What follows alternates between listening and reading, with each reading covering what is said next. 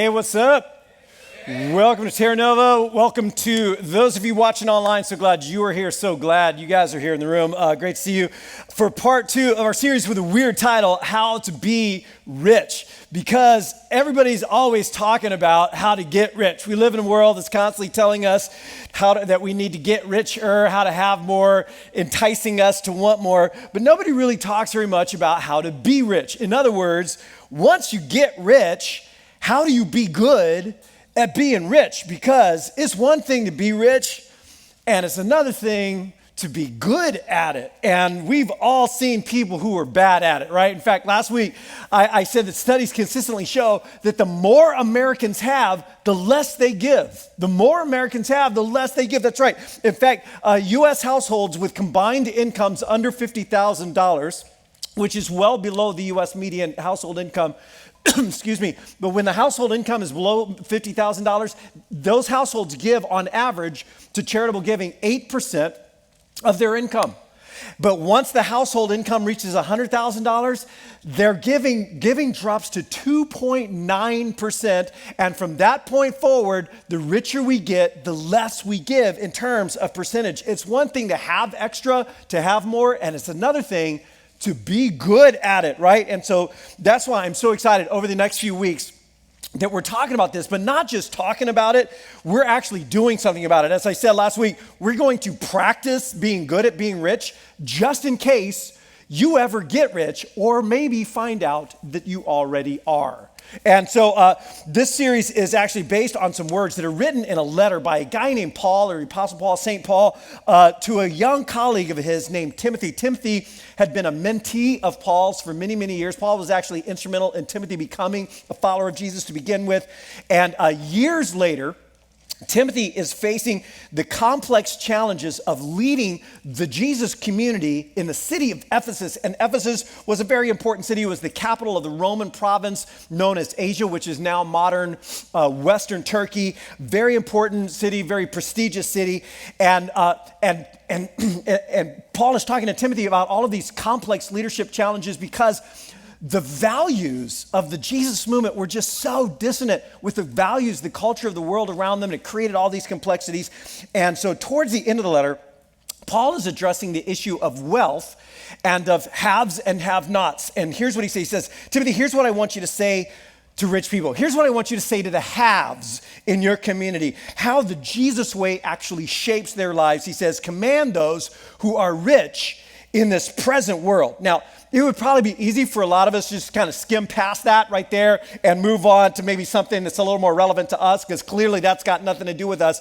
But we discovered last week that for most of us, that is us. Which is hard to swallow because we don't feel very rich. But if you were to be able to transplant your lifestyle, I mean, just imagine this. If we could somehow extract your total lifestyle intact, like everything you have, your closet full of clothes and your shoes and your car and your bicycles and toys and kids' phones and cell phone, your phone, the bed, the refrigerator full of food, and you got your furnishings and your technology, like everything, and the bank account and the credit cards, a little spare change is sitting in a dresser's drawer somewhere. You don't even know how much is there, because it's extra, right?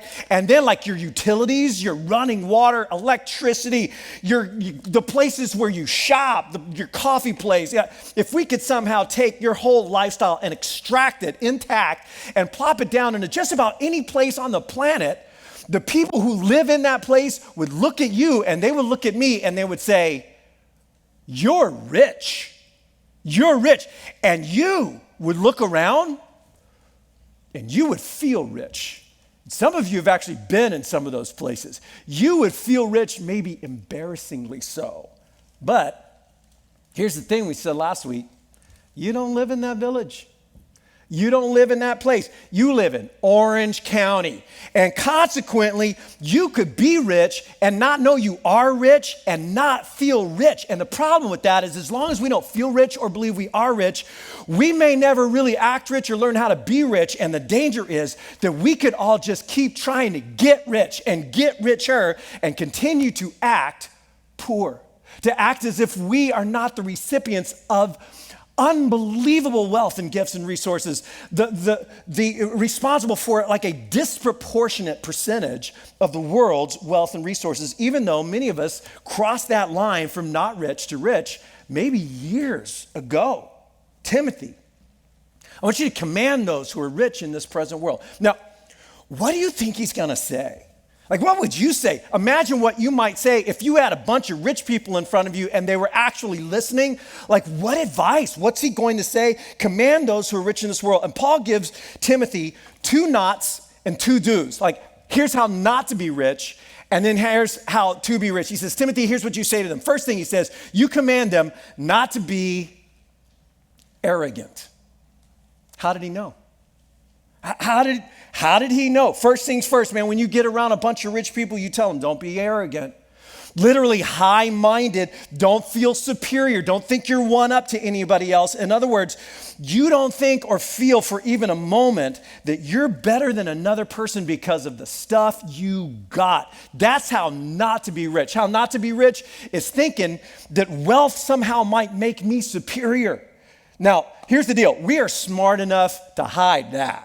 Even from ourselves. The hard thing about this one is you can't really see arrogance in the mirror, can you?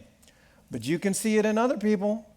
And you have, right? Like you're at this restaurant and here's this guy, here's this lady, and like she's all dressed the nines or he's got that look about him. And they're giving the waiter or the waitress or the valet a hard time. Not you, you never would, but you've seen people do such a thing. And you're thinking, well, that's not how to be rich. That's how to be rude. But they're entitled, right? And there's just this kind of entitlement that comes from having more than what some other people have. And here's the thing, the more I have, the more likely it is that I will begin to confuse my wealth and my worth. The more I have, the more likely it is that I will begin to confuse wealth and worth, both in myself and in other people. I might become dismissive towards people who have less than me. I might find myself leaning in towards people who have a lot more than me. And there's actually a lot of research on this topic. The Cal Berkeley group became famous for research, a series of studies on this subject matter, over 30 studies, thousands of different participants, multiple different scenarios, cheating at a game of dice, an offhand reference to some candy that's for kids in a different study, drivers who drive through pedestrian crosswalks when the pedestrian has started walking across the street. And the wealthier a person was, the more likely they were inclined to lie, cheat, steal, and take candy from children. And even more interesting to me was when it involved a rigged game of Monopoly. That's right, a rigged game of Monopoly. The pretend rich people, the Monopoly money rich people were far more likely to act superior and entitled and feel better than others because they had more. The more we have, there's just something about it. The more likely it is that I will begin to confuse my wealth and my worth. And to think that because we have more, we somehow are more, to begin to place ourselves in ladders above or beneath other people based on wealth. And Paul just addresses that up front. He goes, that is not how to be rich. That's not how to do it right.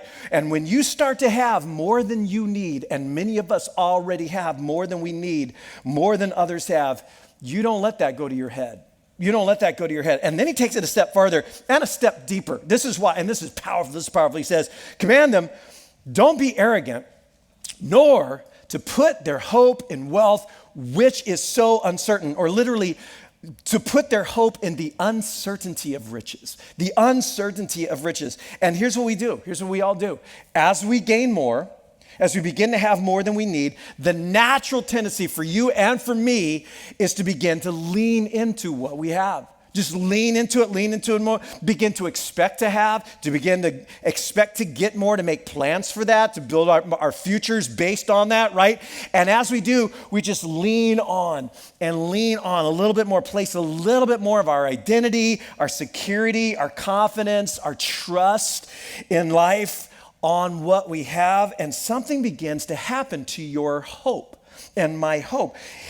Our hope begins to shift, like our weight shifting towards are what Paul calls our riches, having enough, having more. And here's the deal. The more I have, the more likely I am to shift my hope toward my wealth, to shift my hope towards my wealth. And we don't necessarily want to do that. We don't intend to do that. We don't even think of it that way. I woke up this morning, you know what I decided? I'm putting hope in wealth. That's what I'm doing. I'm putting all my hope in my money. We don't think that way. It's like just like confusing wealth with worth, it just kind of happens. It kind of happens over time. And Paul says that's not how to be rich. Thinking that wealth somehow makes me secure, looking to it for that. In fact, there's an old proverb in the Hebrew scriptures that captures this tendency and the emptiness of it. And it says this: the wealth of the rich is their fortified city. They imagine it. They imagine it because they're deluded. They imagine it because their head isn't right. They imagine it because they're not thinking straight. They imagine that somehow their wealth might be a wall too high to scale, an unscalable wall. In other words, as a person gains wealth, they begin to look to that for their security, for their safety in this life. And they imagine, which is the key word there, they imagine that somehow, someday, they might have enough to be secure. But the irony is, as we shift our hope and our weight towards riches or our wealth, we don't feel so secure. In fact, it's often the reverse, that the more a person has, the more anxious they become about all that they have and the possibility of ever losing some or all of it. So let me ask you a question. I'm gonna throw a question out to you, and I want you to think about this for a second. I want you to see if you can come up with an answer. And then after you think about it a second, I'm gonna answer it for you, okay? So here's the question. The question is, how much money would you need to be absolutely secure? I mean, just Loctite secure. How much money do you think you would need for that? Like, absolutely secure, as in no matter what happens in the world, no matter what happens with your health, your job, the economy, your family, you are an unscalable wall. Like, nothing can touch you, nothing can get to you. You are golden. You are safe. How much money do you think that would be? Now, while you're thinking about that, I should let you know, we've had a team doing a little black hat hacking research on you guys all week long. It's been a lot of work, a lot of hours logged it in, but on you and your finances and your debt and your holdings and such like that. And so I now know the answer to this question for every single one of you. And here's the answer right here: more than you currently have. Always, always, always more than you currently have. And Paul says, that's not how to be rich. That's not how, you're not doing it right. And here's the thing. When your hope begins to shift, when your weight begins to shift from God to stuff, to your riches, you will not be generous. Even if you think you are or think you will be. And yeah, you might give a little bit here and you give some there and you give some show-off money at a charity event, But in terms of serious, are you kidding me? Compassion and generosity, like we talked about last week, you can't afford that because you're building a fortified city.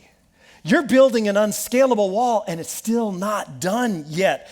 And what will happen as our hope begins to shift towards what we have and what we think we might get and having a little bit more, our fingers start to tighten around what we have and we will become a bad rich person, bad at being rich. But Paul says there is a better way, a healthier way, a smarter way, a better way. He says, you command those who are rich in this present world, don't be arrogant. Don't let it go to your head. And don't let it get a hold of your heart either. Don't begin to put your hope there, but instead, he says, tell them, Timothy, put their hope in God, who richly provides us with everything. In fact, the text literally says, put their hope in God, who gives to us all things richly. Put their hope in God, who gives us all things richly. Now, right here is a big idea. This is a big idea. This is a game-changing idea, such that we talk about it around here quite often. One of the most important threads that just gets woven in and out throughout the long arc of the scriptures is this idea that we came naked into this world and we leave it the same way. In fact, just In the earlier paragraph, same letter to Timothy, Paul has just written moments ago these words right here, for we brought nothing into the world and we're not taking anything out either. We came naked in the world, we'll leave the same way. And here's the thing, everything that happens in between is gift. We came in naked, we leave the same way, and everything that passes through our hands, however briefly in this flash of a moment of a life, it's gift. It's gift. Command them, Timothy. Command them. Command them. Don't get arrogant. Are you kidding me? And don't try to put your hope in the uncertainty of that. No. Put your hope in God who gives us all things richly. And with that phrase, he's just blown it wide open. All things. A new day. Taste buds. Thank you. Blue skies, flowers, love, joy, laughter, forgiveness, grace, mercy, compassion, healing, redemption, gifts and talents and abilities to enjoy and to make a difference and to make a living. Thank you very much. It's all gift, and it's all richly given. Now, I understand, as I say that might not be your perspective. That just might not be where you're coming from. And I get that. I understand that. You may see life through a very different lens than this lens right here, and your perspective is no. I earned it. I worked for it. I deserve it. Nobody's ever given me anything, and I don't owe anybody anything. And if that's your perspective, I totally understand. I am not going to judge you. But imagine, I think you can imagine, I think you would agree, if and perhaps when you might begin to see God through that lens, the God who gives and just gives richly, whose hands are wide open to you, that everything is gift. If you were to begin to see God through that lens, or if you claim to see God through that lens, which some of us in this room would say we claim to do, it forces a question. And the question is this: why would I put my hope in the gift when I could put my hope in the giver? I mean, how myopic, how short-sighted, how small-minded. Why would I put my hope in the gift when I could put my hope in the giver? Why would I hope and rely on the provision when I can hope and rely and trust on the provider? How much better is that? And why spend your life chasing a mirage, an illusion of security, when you can hope and trust and lean into the God who richly gives everything, including peace? Who would do that? He says, command them, Timothy. No, don't let it go to your head, and don't let it get a hold of your heart. Don't get arrogant. Don't feel superior. Don't look to it for your security. No. Put your hope in God who gives us all things richly. And then he finishes it off with a little surprise. Who gives us all things richly for our, what's that word? Enjoyment. Wait, what? Enjoyment. I kind of thought maybe I should feel guilty. Like, I got so much more than some people have. I've been to some of those places. I've looked around. Maybe I should feel ashamed. I mean, why do I have more? For my enjoyment? Why would you feel guilty about a gift? So Paul says, look, hey, it's okay that you have more. It's okay that you have wealth. Just don't ever let it make you think you're superior to anybody else, and don't think it makes you secure. That's not how to be rich. That's going to make you a bad rich person. Instead, he says, here's how to be rich. Here's how to be rich. I begin to see everything I have as a generous gift. I just begin to see my life and everything I have as a generous gift. And when I see it all, like all of it as a gift, you know what I'll feel? I will feel humble. I will feel grateful. I will feel undeserving, like somebody who's been given something richly. Have you ever received, just like, and I hope you have. I hope your answer to this question is yes. If your answer is no, let me know. I'm going to rectify it for you. But have you ever received just like a super thoughtful, over-the-top gift that was kind of unexpected? Maybe it was even your birthday, but you did not see this one coming, and it was personal and was thoughtful. It wasn't a gift card, you know what I'm saying? It had your name all over it. It was, and you got that, and you opened that up. You remember how you felt in that moment? I bet you did not feel guilty. And I bet you did not feel superior. You know what I bet you felt? I bet you felt kind of humble. Like, wow, man, you really thought about me. I didn't expect that. It felt undeserving. I bet you felt humble. I bet you felt grateful. I love the words of G.K. Chesterton, a British author who just has the greatest way with words. And he writes this: "Here ends a day during which I have had eyes, ears, hands, and the great world around me, and tomorrow begins another. Why am I allowed two? What? I get two of those? Why two? Why me? I feel so grateful. I feel so humble. I feel so appreciative. I feel so unentitled for what's coming into my hands." And then Paul's capturing this. He says, you put your hope in God. He's richly provided things for your enjoyment. And look what he says next. Here's how to be rich. Now he's going to say two things with two parts, like two-part statements. And in each case, the second part takes the first part up a notch. So let's see what he says. He says, now you command them, back to what he's writing, you command them to do good. Not be good. You need to be good out there. No, actively do good. Now, here's the deal. Everybody's supposed to do good, but he's talking to rich people who have more. And he says, Timothy, you tell those rich people who have more to do good with what they have. And then he takes that up a notch and he says, to do good and to be rich. There's the title of our series right there. To be rich in good deeds. To be rich in the abundance of the good things that you do. In other words, not average people good. You're not average. Not help a little old lady across the street, hold a door for a stranger, try to be nice all day, good. Rich people good. You take it to the next level. Paul says, I want them to think in terms of their abundance and their margin and their extra. They have extra. They've got extra stuff. They've got extra food. They've got extra time. They've got extra wealth and opportunity and education and influence and abundance and just gifts. I mean, they have more. So Paul says, you tell them to leverage that more, that abundance in a way that only rich people can do for good, because they've got more, because we've got more. You want to be rich? You really want to be rich? You want to be good at being rich? This is how to be rich. Be rich in what you do, extravagant in the goodness that flows out of your life. You command them to do good, to be rich, not average, not normal, to be rich in good deeds. And then he says, second part, and to be generous and ready to share. To be generous, be good, do good, be generous. And again, not average people generous, because you're rich.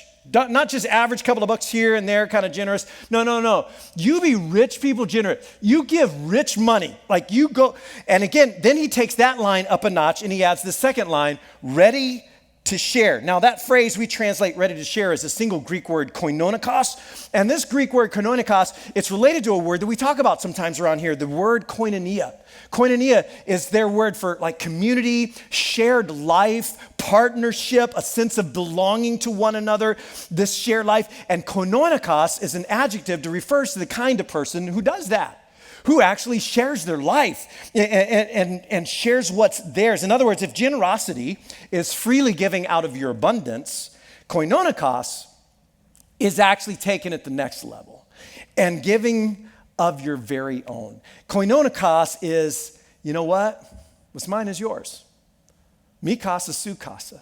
My hands are open. I share freely out of what is my own. You tell them, Timothy. You tell them to be generous and koinonikos. Now, why would he have to say that?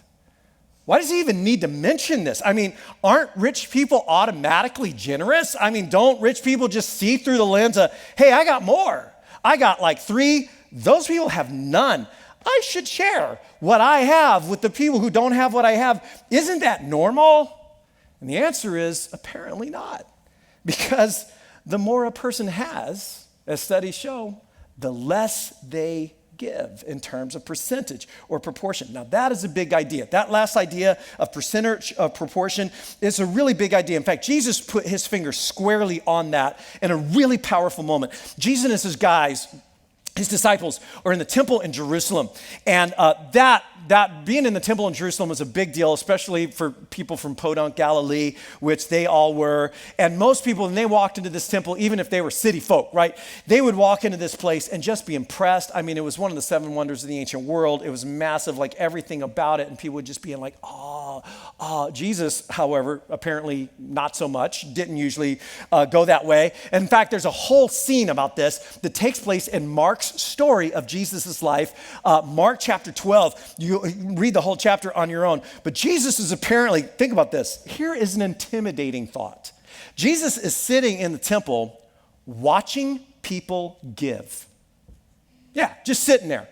Watching people give and watching what they give and how they give. And then in the middle of this, he calls over to his guys and says, guys, come here.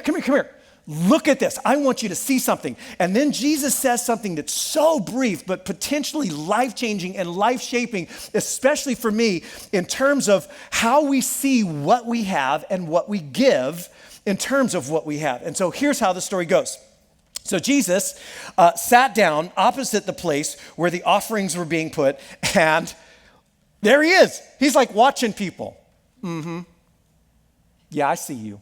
He's like, picture him doing that to us, okay? He's watching them put their money into the temple treasury, and many rich people threw in very large amounts, and apparently you could tell that they were throwing in large amounts. I don't know how, but they were making it obvious in some way because they're rich. Because they're rich, their amounts are more. But then this poor widow came. And she put in 2 very small copper coins, worth only a few cents. 2 of the smallest coins known in their currency. Now, adjusted for 2021, U.S. currency, purchase power, that kind of thing. What she put in was probably about the value of maybe $1, maybe a little less, maybe like a couple of quarters, maybe like 50 cents. About that level of giving. She drops in $1. And keeps on walking. And Jesus sees that and calls his disciples to him, guys, come here. And he points at her and he says, truly I tell you, that woman right there, did you see that act of incredible generosity? She just put more. She just put more into the treasury than everybody else. In other words, she was richer toward God. That was more that she gave than what anybody gave. And they're like, but Jesus, seriously, I just saw that guy drop in a Benjamin. It was from like a foot up so you could see it falling in. Like, that lady over there just conspicuously wrote $1,000 check to drop into the, Jesus, how can you say that what she gave was more? And the answer is because true generosity isn't about the number of zeros tacked on the end of your check or your dollar that you're putting it. It's about percentage. It's about proportion and what that means to you, what it speaks of your own life. And so then he gives this statement that I think is so powerful. He says, they gave out of their wealth. And it was a big amount, but it was a very small percentage or portion or fraction of what their capacity really is, whereas she gave out of her poverty. And she gave everything. Everything she had to live on. That was a huge percentage. That was true generosity. That was real sacrifice. In other words, in the kingdom of God, in God's economy, it's not about numbers and zeros. It's about what it represents to you, what it costs you. It's about percentage and proportion. Like, that's how to be rich. Generosity, that's how to be generous. Generosity isn't just about greater amounts. It's about opening up my hands and giving greater percentage because I have more. And as I have more, the percentage of what I give should increase just as the amounts do. Now, I think the only way to do this, really, the only way to keep your hope from shifting from God to your wealth, the only way to continue to rein that back in and place it on God, the only way to cultivate a lifestyle of real generosity, to be a person who consistently does more and gives more, and then does more and gives more, the best way, I think, to keep my heart feeling grateful and humble and never superior is to pre-decide. Pre-deciding to do more and give more because we have more. Determining, committing ahead of time, pre-deciding to be proportionally generous even before I have more. Now, when it comes to doing good and being generous, here's what most rich people do. Here's what most Americans do. We are spontaneous, reactive doers and givers. We're spontaneous, reactive doers and givers. Here's what I mean by that. And you probably do this. I certainly do this. You see a need and it tugs at you. It tugs at your heart, your emotions. You're like, oh, I should do something. I should give something. You get invited to a fundraiser. You hear about something going on. Yeah, my church, they're like shipping a container of wheelchairs to Egypt, and then we're feeding all these orphans in Zambia, and then they show you pictures, right? Oh, the pictures, that's what gets you. And then we've all seen what's going on in the news in Afghanistan right now, this week, and we feel like I should do something. I should give something. I want to do something about this. But the problem is this. When we have extra of anything, we begin to plan on having it, right? And so though we're rich, we have a lot more options, a lot more opportunities, a lot more resources. And so I see that time and I make plans for that time. I've already got plans for that time. I see that income that might be coming in or might already be coming in. And guess what I do? I make plans for that income. I make plans for that income. In fact, I might even start spending that income before it comes in, right up to the very margin itself. And here's what will happen. And it's happened to you, I bet, and it's happened to me. When the opportunity to do good arises, when an opportunity to be incredibly, like rich people generous arises, I compare that opportunity to what I was already planning on spending or doing with my money or my time. And if the tug is significant enough, it pulls me enough, they may wrestle a few hours away from me. They may wrestle a few dollars away from me, but I will not be rich in good deeds. And that's why the only way to really cultivate a truly generous lifestyle where I do more and I give more is I need to pre-decide.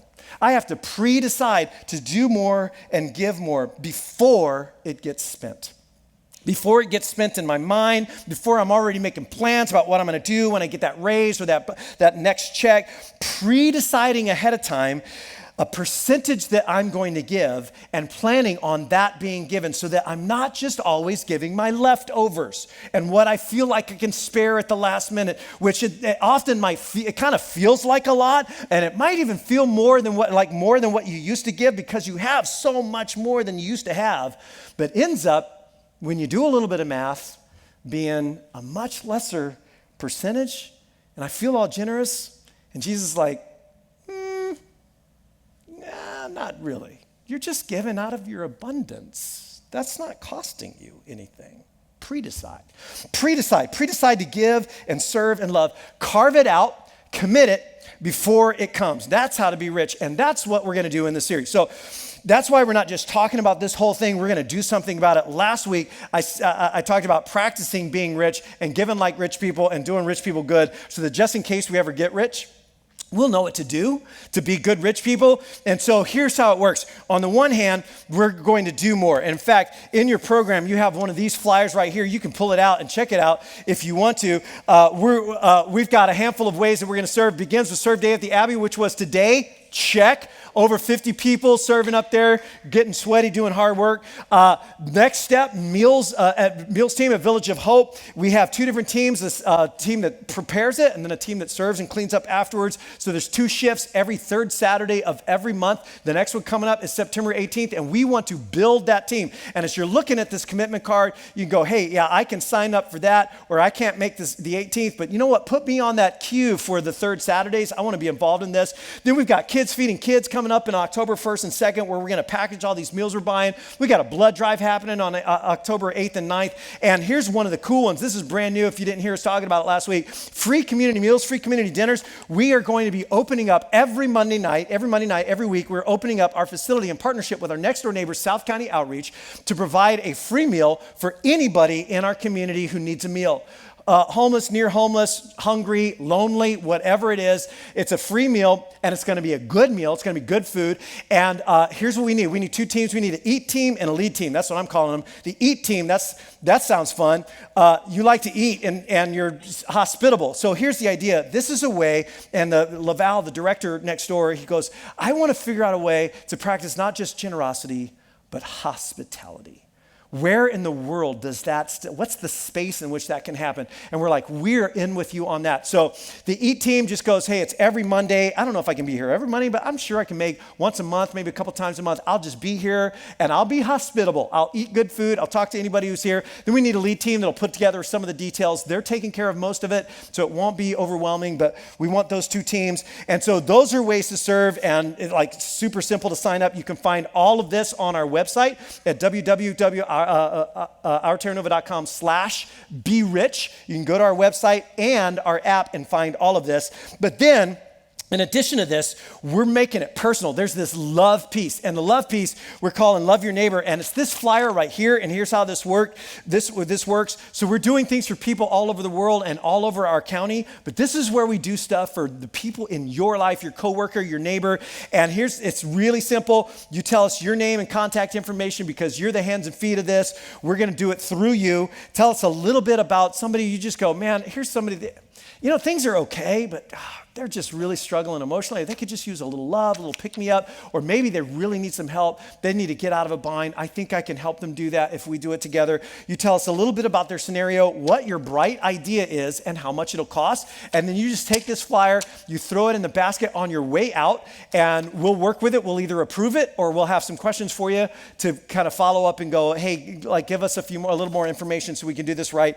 And so you just take that, super easy. That's the love piece. And then finally, the giving piece, giving more, serving more, loving more, giving more. And over the next 3 months, here's what we're going to do. We're going to ship a shipping container full of wheelchairs to Egypt in partnership with an organization called NEO, Near East Organization, that is on the ground throughout the Middle East. You can imagine they're up to their eyeballs right now. And they've been wanting to do this with us for a long, long time. We're so excited to be able to do this. We've got Kids Feeding Kids, where we partner with kids around the world to purchase and package 50,000 meals for children who are orphans in Zambia. Then we got this Love in a Cup idea, which is cool. We're working in partnership with Olivewood Elementary to put tumblers together packed with cool things, plus the $50 Staples gift card to every single teacher at that school. That's a lot of fun. And then while we were putting this together, as I said last week, things happened in Haiti and Afghanistan, and we just felt like, hey, this is no coincidence. We want to show up in a big way. We have been zeroing in on some things this week. We're getting closer to knowing exactly what we're going to do, and I'm really excited to be a part of that as well. The price tag we said for all of this last week is $60,000 above and beyond all of our normal giving, which we are all going to give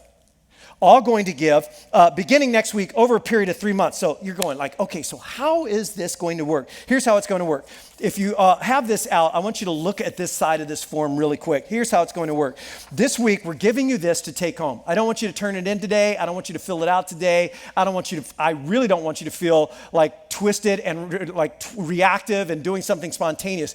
We're going to pray about this, and we're going to pre-decide and then show up next week and be ready to commit, which is another word for pre-decide, okay? And so you're going to take this home, and we're mailing them out this week. Again, you can find all of this online on our website and on the app. And here's what I want you to do. I want you to take this home, and I want you to pray. Super simple. I just want you to pray. I want you to have a conversation with God and with your significant others who might be involved in financial decisions you make. And here's the prayer I want you to pray. Throw it up there on the screen. God, you've blessed me with more than I need. That's pretty much every single one of us in this room. I have more than I need. I have tomorrow's food today. Who gets that?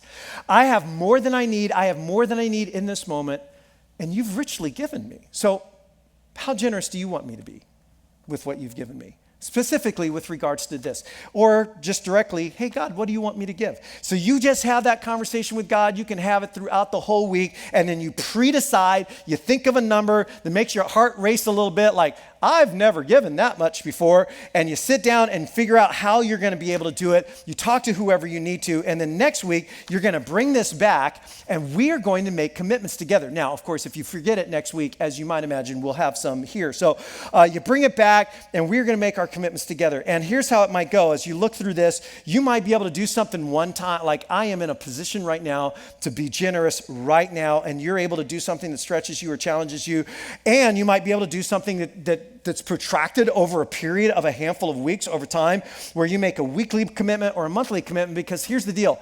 I can be more generous in 3 months than I can right now. I mean, I can be generous right now, but if you give me 3 months, and I'm doing a little something every week, I can be even more generous. How cool is that? And so you think this through. Maybe it's a one-time gift. Maybe it's something you're doing, or it's spread out. You're going to do something every week or monthly or however your income. You know you, and this is not me telling you what to do. You can also take advantage of auto withdrawal and recurring giving as ways of keeping you consistent. So many of us do this, almost like a lot of us do this kind of thing. You can use the app or go online. There are directions for that right here to use recurring giving with your credit card or something like that. However, we've been asked, hey, how do I avoid credit card fees? Like, I don't want to pay them. I don't want you guys to pay them. And the easiest way to do that, if you're not writing checks, of course, is to use this auto withdrawal piece. And so you could check that out and think about that if that works for you. Of course, all of this is online too, and you can do PayPal, you can do everything online. But here's the deal. We want every single person who calls Terra Nova home to do this. At whatever level, widows, 2 coins, whatever that means for you, whatever stretches you, whatever that means for you, we want every single person who calls Terra Nova their home to play and be a part of this. And I never say this, even if you're our guest. Even if you're a guest, you're watching for the first time online, you've never even been here, even if you're not even sure you call yourself a Christian, you're not sure what you believe, I want to invite you to give too, which sounds crazy, but here's the deal. I'm not asking you to give money to a church. You're like, I would never give money to a church. Fantastic. That's great for you. And you can do this and still not have ever given money to a church, because we aren't keeping a penny of it. Not a penny. I mean, no shipping and handling fee, no administrative fee, not 1 cent will be kept for the operating expenses of this environment. All of it is going to pass through us to these incredible causes. Even if we double, triple, quadruple our goal, we're giving it all away. So you get 1 week to think about this, to pray about this, how you'll serve, how you'll give. You can take this, begin to think about people in your life and pray, like, God, give me some great ideas. I love that line in that song we just sang, lead me in your love to those around me. And you can just make that your prayer, like, who could use a little love? And you bring these back next week, and we are going to together commit to being generous. Why? Because God's blessed us with more than we need. God's blessed me with more than I need. I'm rich, but I will not trust in my riches. I will not put my hope in riches. I am going to put my hope in God who gives all things richly. And since I have more, I'm going to do more and give more. Let's close in prayer.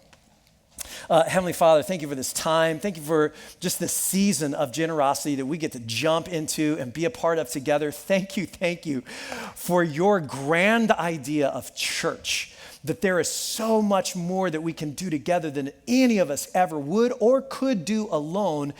And that's because we're coming together to do this. So thank you for that. So grateful for that. So grateful for the people who call Terra Nova home and their generosity. I'm so excited to see what you do through us in this season. We pray for everybody who will be on the receiving end, whether it's a person in Egypt who's experiencing this, just the shame and disenfranchisement in their culture of being disabled, or those children in the orphanages in Zambia, or the teachers at Olivewood Elementary, or the people in Haiti who are the aftermath of that earthquake, and my goodness, the people in Afghanistan.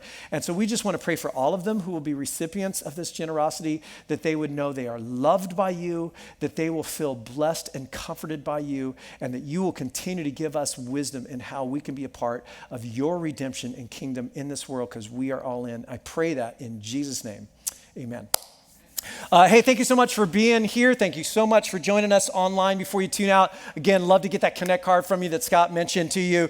Please fill that out. You can drop your Connect card and your offering envelope in the baskets on your way out. And then don't forget to join us next week as we all commit together a really great week for part 3 of this series, How to Be Rich. God bless you guys. Have a rich and generous week. We'll see you next weekend.